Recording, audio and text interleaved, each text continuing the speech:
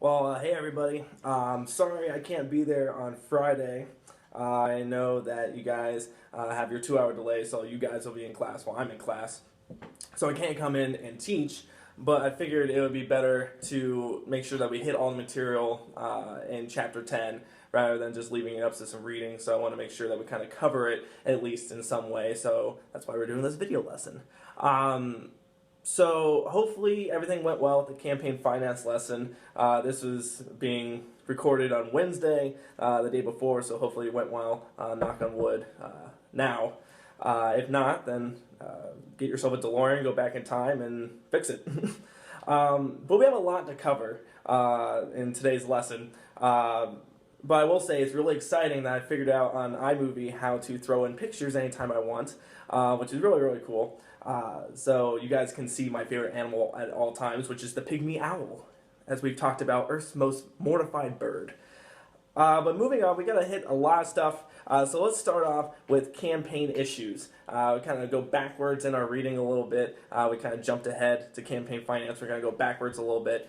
Campaign issues. So these are really the meat and potatoes of your election, okay? Understanding where candidates sit on different social, economic issues that are present in the country at that time. And there are two kinds of issues, all right? There's position issues, which is a candidate takes an opposite side of their opponent. Okay, so these are the most typical issue that you're going to run into. Pro-life versus pro-choice, taxing the upper class opposed to taxing the middle class. There's all sorts of position issues that exist. And so these are kind of the meat and potatoes that kind of differentiate your candidates from each other. And typically these issues differentiate not only the candidates but also the parties. And there's typically some consistency between how candidates and parties align on those issues. The second kind of issue is a valence issue. These are issues that everybody agrees with, okay? So these are issues that you really can't argue. Everyone wants a strong economy. Everyone wants higher education to be more affordable. Everyone would agree that Tom Brady is a cheating liar and that Mr. Hall has better memes than Mr. Klein. I mean, these are just issues you cannot debate. But these issues are things that you're going to scatter in your ads, especially your ads that we've kind of been looking at earlier in the week. We saw in the first day on Monday that Obama ad where it starts off with, we need strong businesses, and then we jump to all of a sudden technology, infrastructure, and education. These are just the things that people won't argue with, with you on those issues, and so these are those kind of those buzzwords per se that are really going to just kind of help boost your credibility and also kind of boost your image. Now, speaking of boosting your image, you need to do that on TV. Okay, so you gotta find a way to plug yourself into media outlets in order to parade around what issues that you support and which ones you don't support. Is really kind of how you're going to get that message out there. And there's a lot of different ways on how you're going to get yourself on TV. And we've seen kind of the first way already with ads. Ads are paid for by candidates, they're paid for by PACs and super PACs like we talked about today. These ads are kind of important. These ads are, put out by the candidate. You can kind of control what message is going out to the public, and the super PACs can also kind of control what message they're trying to send as well by attacking a candidate that they may not support. Those are all paid, though. Okay, so you've got another outlet as well, which is TV news. Okay, so that's free. And that is millions and millions and millions of dollars of free advertisement that you're bringing into your campaign. And so your campaign is really going to focus on trying to set you up with interviews with different journalists, getting your message out on different talk shows, really just trying to get you as much free publicity as you can and keep yourself relevant in the public conversation. And then you also have debates. Debates are another great way of getting free publicity. So that debate is going to also help you really solidify what those issues are that you're trying to get out to the public. campaigns are really going to sell a certain image to the media. They're going to sell it just as hard as Girl Scouts are going to sell their cookies. I mean, you're setting up shop right outside of an ATM, and you take credit cards. I'm obligated to buy now. I'm going to look like a jerk if I don't. I'll just one box of Thin Mints, just one. Okay, 4 boxes of Thin Mints and 2 tagalongs. That's it. We're done. But kind of jumping back on track here, the big thing too is establishing your candidates' character and their values. This is kind of one of the first big questions you're going to have when you're running a campaign. What are their values? What religion are they? Are they honest and trustworthy people? These are all kind of these important questions that need to kind of be out there so people can really see if they identify with you or not. These character questions as well also attract voters or may push voters away. If you're not a candidate that's seen as very relatable, some people might not vote for you just because you're not kind of in their own little sphere of influence, really. So moving away from character, different how you're going to get your message out there in a campaign, kind of moving into what decides an election. And one of the main things that decides an election is party identification. So kind of moving forward in your book a little bit. So party ID. And this is where people often say that they vote for the best candidate. But in reality, what that means is that they're voting for someone in their own party. They believe that that is the best candidate, and that's typically always going to be the best candidate is the one from their party. And the party ID is a really big, voter base. You want to win those voters that are in your party already, and then you want to win those voters that are in the middle as well. So that's a really big factor you have to consider. You don't want to push away the voters in the middle, and at the same time, you don't want to alienate your own voters that are in your party. So those are things that you have to consider both as a presidential candidate and as a member of Congress that's trying to get either elected for the first time or get reelected over and over again. And this is kind of where those issues come into play too. Those issues are going to be, rooted within your party's ID. Okay, your party's identification. Those issues are going to be ones that all the time your party's going to say the same thing, and so you kind of want to mimic those issues as well to make sure that your party base is happy. And the big thing with issues, to kind of jump back to that, is the issues are really kind of a big talking point as well when you consider that candidates can identify a problem when they're talking, and they say they'll fix it, but it's often very vague on how they're going to do it. It's kind of going back to those key words, where you say, economy has to be good. It's we're in a deficit. We got to fix that. We got to fix that. How are we going to do it? We need to raise education up. So we need to funnel more money in, support teachers, and I'm the best candidate to do that. I would believe that missing picnic baskets are a problem in our national parks, but I don't know how to stop that bear that keeps taking them. I mean, these are all the same type of idea. So moving forward, let's talk a little bit about voting. And there's 2 kinds of ways to vote. And you might be thinking to yourself, oh, that's very simple. Voting is kind of very straightforward. But there's 2 ways of thinking about it. So the first is prospective voting.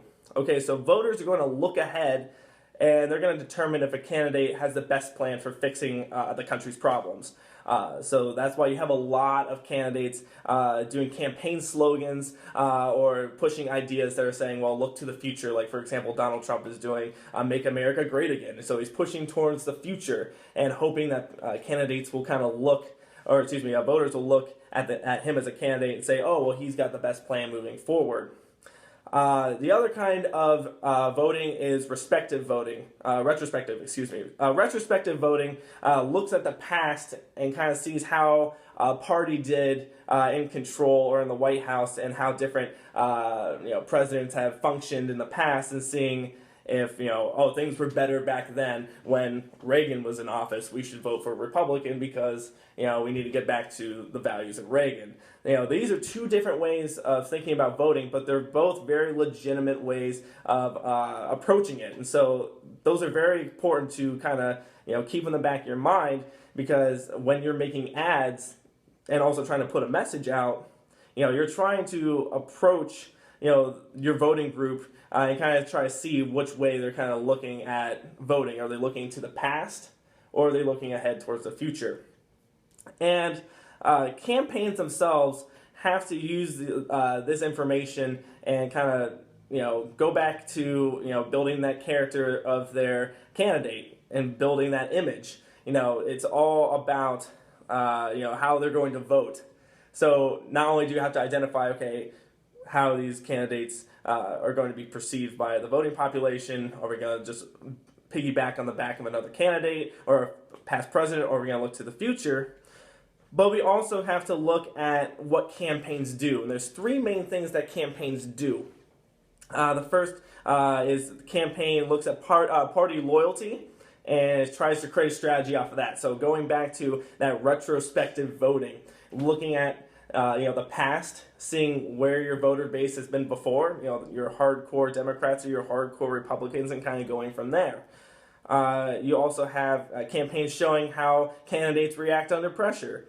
That's another big factor. This is where your debates come into play, as we talked about before. Debates are a big deal because not only do they talk about those party issues that we've talked about in the past, but also it builds really a platform for your candidate to show their stuff. And debates, going off that debate thing too, debates are a big deal. As we've made fun of the debates so much recently, with Donald Trump and his, AAA battery-sized fingers, or, just how ridiculous these campaigns have been. But they do matter when it comes to putting out your issue, building your candidate's image, and showing their character and showing their likability, so voters will, be attracted to them. So moving on, we're going to hit one more thing, which is campaigns, elections, and policy. So how do these campaigns and elections, influence policy at the end? Because it doesn't matter, what happens during the campaign per se. It's really, there's a winner. Now is the winner going to keep up on those promises? And the winning party typically gets control, and and when they get control, they push their agenda.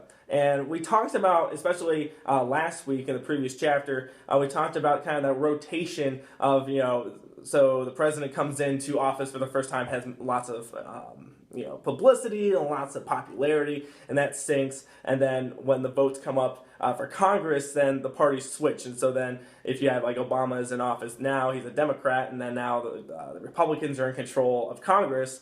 It rotates around, flips around. We've talked about that before. So if a Republican becomes president, then the Democrats will take control of Congress, and it just is a never-ending cycle. But there is a really cool study that is in your reading in your book, and it talks about how we talked about that platform, that party platform. When the platforms are extremely far apart from each other in terms of those issues and how opposite they are of each other, there is more change in those years, during those election years in policy. Okay, so that's kind of a very important thing to note is, those platforms do matter, especially when a political party gains control, either a Republican or a Democratic party gets control of Congress and also the White House. So hopefully this kind of covers everything that we're supposed to be hitting to finish, chapter 10 up.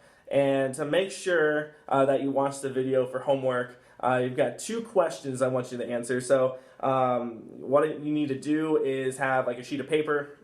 You can pause the video, of course, to write down the questions. There's only 2 questions I want you to answer. So the first one is, how is building a candidate's image or character reflected in campaign ads? And this is kind of, part of your project as well, something we've kind of looked at briefly with the activity on Monday. How do we see those different things in those ads? So think about that, write a couple sentence response to question 1. Question 2 is, what kinds of issues have we seen on TV? And I want you to kind of, when you write the answer to this, think about it in the lens of, those different, media outlets that we've talked about in terms of, what kind of message and issues are you seeing in political ads, what you're seeing on the evening news, what you're seeing on talk shows and debates. Those, there's different outlets that really allow for different issues to be played up. So when you write that answer, kind of take that into consideration. Make sure that you take the answers, turn them into Mr. Klein on Friday, along with your campaign finance worksheet. In class on Friday, you'll have time to be working on your projects with your groups. So the poster board will keep in there. So if you need poster board, it's in the room on the front desk. You'll have the laptop carts. So make sure that you get right to work on Friday. You'll also have a 15-question quiz to do over the weekend, as well as whatever you don't finish with that project. So make sure that you're kind of thinking ahead on when you want to start working on that stuff.